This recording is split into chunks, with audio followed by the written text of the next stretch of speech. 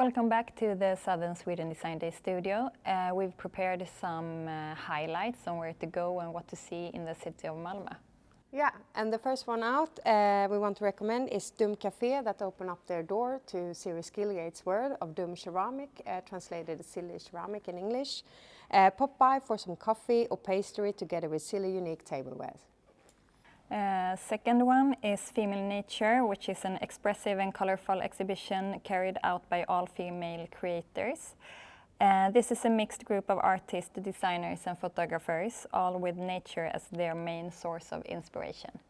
Pass by Studio Carina Grefmar to see her and designer Louise Hedestam's project Leftover Landscape through the big shopping windows. Both have been working on landscape shaped by waste from the studio and other local manufacturers, pushing the boundaries of what is considered junk and products. Visit the webpage southernswedendesigndays.com to learn more about these activities and other things happening in the city.